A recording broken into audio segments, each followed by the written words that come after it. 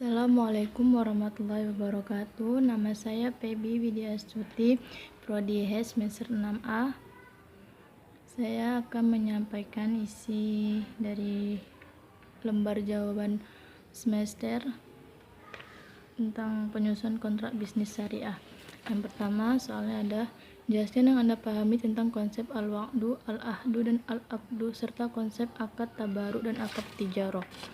Konsep al-waqdu termasuk dari prinsip-prinsip akidah salafu sholih ahlu sunnah wal jamaah, beriman kepada nas-nas wa'ad atau janji. Al-waqdu yaitu nas-nas Al-Quran dan As-Sunnah yang mengandung janji Allah kepada orang yang taat dengan ganjaran yang baik, pahala dan surga.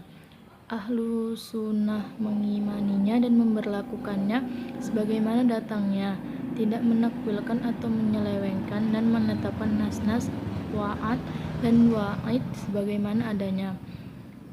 Konsep al-ahdu yaitu akad secara bahasa. Akad berarti ikatan, mengikat.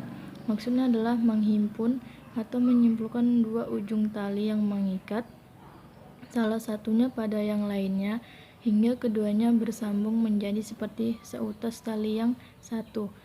Konsep al-aqdu yaitu akad secara bahasa. Akad berarti ikatan, mengikat. Ikatan antara dua hal, baik ikatan secara nyata maupun ikatan secara maknawi, dari suatu segi maupun dari dua segi. Akad adalah hubungan antara ijab dan qabul sesuai dengan kehendak syariat yang menetapkan adanya pengaruh atau akibat hukum pada objek perikatan. Konsep akad tabaruk ini adalah segala macam perjanjian yang menyangkut non-for-profit atau transaksi nirlaba.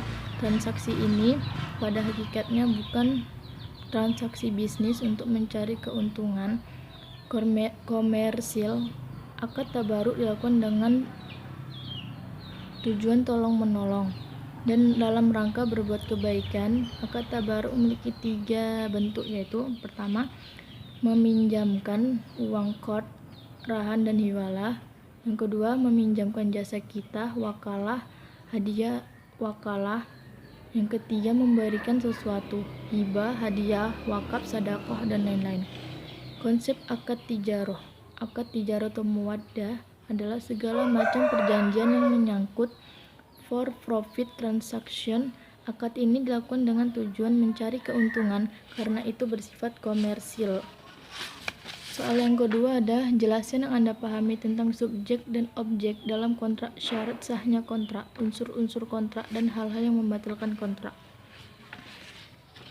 Yang saya pahami tentang subjek, manusia sebagai subjek hukum telah mempunyai hak dan mampu menjalankan kewajiban dan kewajiban oleh hukum yang berlaku. Badan hukum yang merupakan badan perkumpulan yakni orang-orang yang diciptakan oleh hukum.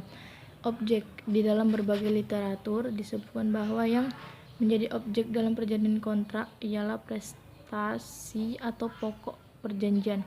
Syarat sahnya kontrak yang pertama adanya kesepakatan kehendak dari para pihak, adanya kecakapan berbuat menurut hukum, adanya objek atau perihal tertentu, adanya klausa yang diperbolehkan halal atau legal. Terus ada unsur-unsur kontrak. Unsur-unsur yang pertama ada unsur-unsur esensialia. Unsur ini harus ada dan merupakan hal pokok dalam suatu perjanjian. Yang kedua ada unsur naturalia, ialah ketentuan umum yang tidak bersifat wajib. Artinya tanpa pencantuman syarat ini pun perjanjian tetap sah dan tidak mengakibatkan suatu perjanjian menjadi tidak mengikat. Yang ketiga, unsur aksidentalia, ialah unsur pelengkap dalam suatu kontrak yang merupakan ketentuan yang dapat diatur secara khusus oleh para pihak. Adapun hal-hal yang dapat membatalkan kontrak, yang pertama, memerdekakan seorang budak. Yang kedua, memberikan makanan seperti yang dimakan sehari-hari kepada 10 orang fakir miskin. Yang ketiga, berpuasa selama 3 hari. Yang keempat, memberi pakaian yang layak kepada 10 orang fakir miskin. Soal yang ketiga ada jelaskan yang Anda pahami tentang prinsip-prinsip dan faktor-faktor yang harus diperhatikan dalam penyusunan kontrak bisnis. Adapun prinsip-prinsip yang dapat saya pahami yaitu prinsip-prinsip dalam penyusunan kontrak. Yang pertama ada prinsip kesepakatan, yang kedua ada prinsip asumsi, yang ketiga ada prinsip kewajiban membaca, keempat prinsip kontrak mengikuti kebiasaan sehari-hari bahwa banyak kontrak dibuat secara baku karena kontrak baku tersebut menjadi terikat. Antara lain juga karena keterikatan suatu kontrak tidak hanya terhadap kata-kata yang ada dalam kontrak tersebut, tapi juga terhadap hal-hal yang bersifat kebiasaan. Faktor dalam penyusunan kontrak, sebagaimana telah dijelaskan di atas, pada umumnya kontrak yang dibuat oleh para pihak berlaku sebagai undang-undang yang membuatnya. Oleh karena itu, untuk merancang suatu kontrak diperlukan keterlibatan dan kecermatan dari para pihak, baik pihak kreditur maupun debitur. Soal yang keempat, jelaskan tahapan-tahapan harus dilalui dalam proses penyusunan kontrak bisnis, yaitu ada tahap pra-penyusunan, kedua ada pra-kontraktual, yang ketiga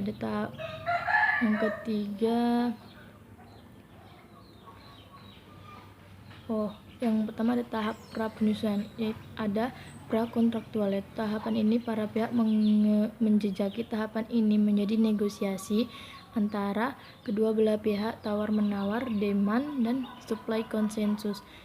Yang kedua, tahap kontraktual, tahap mula terjadinya perjanjian sampai pelaksanaan perjanjian selesai.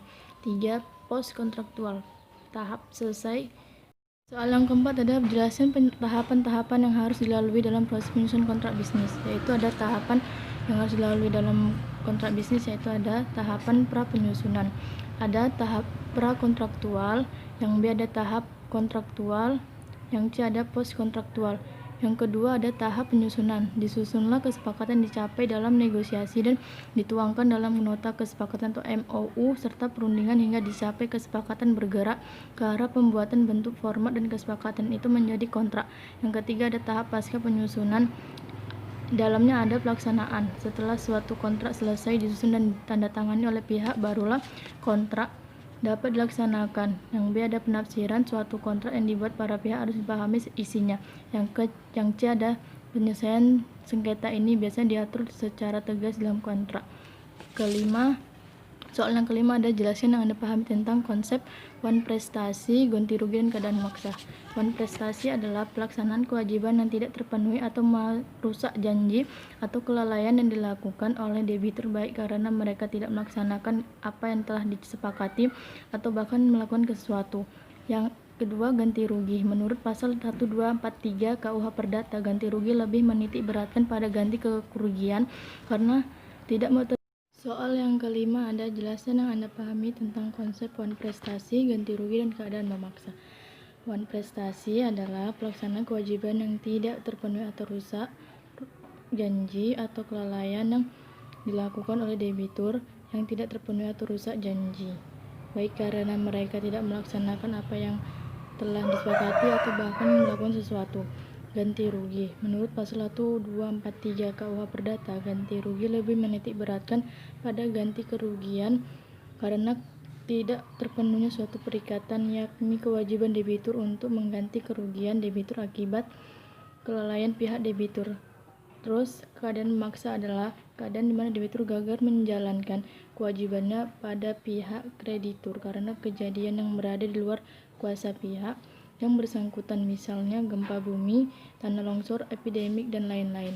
Assalamualaikum warahmatullahi wabarakatuh.